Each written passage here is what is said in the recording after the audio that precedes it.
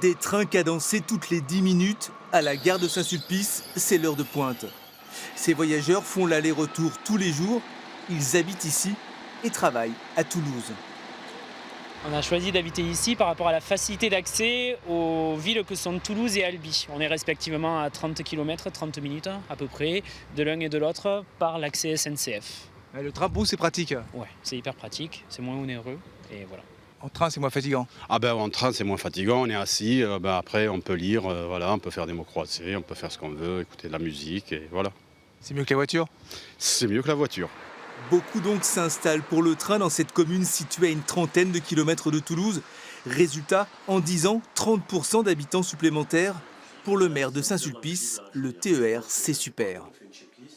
Le fait d'avoir plus de monde, du coup, dans la commune, permet également d'avoir beaucoup plus de recettes, beaucoup plus d'activités économiques. Ces recettes, aujourd'hui, nous reviennent directement dans les caisses de la mairie et peuvent nous permettre de déployer des projets d'investissement d'infrastructures. Le TER, un service public vital pour certaines communes. Mais le 26 février dernier, le Premier ministre annonce une privatisation possible des lignes secondaires. L'ouverture à la concurrence n'est une surprise pour personne. Elle a été décidée sous le précédent quinquennat. Elle existe déjà sur les liaisons internationales.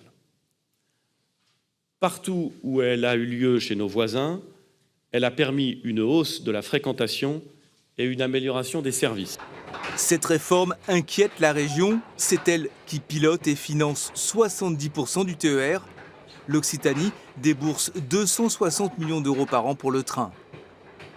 Nous ne souhaitons pas privatiser et nous considérons que ce ne serait pas une bonne solution de privatiser les lignes secondaires. Le privé, justement, n'a pas un modèle économique suffisant sans les financements publics. Donc, si l'État se désengage stricto sensu, eh bien, ça veut dire des fermetures.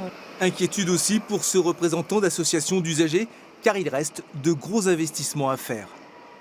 La région doit vraiment faire un réel effort au niveau de la possibilité aux usagers de prendre le train, c'est-à-dire que les trains sont vraiment bondés. Donc la solution ce serait quoi en fait? Donc la solution, ça serait pour fluidifier ce trafic là, qui est vraiment compliqué pour les usagers, c'est d'augmenter la fréquence de passage des trains en doublant les voies. Pour l'Occitanie, le TER reste un enjeu stratégique majeur. L'année dernière, il a transporté plus de 20 millions de voyageurs.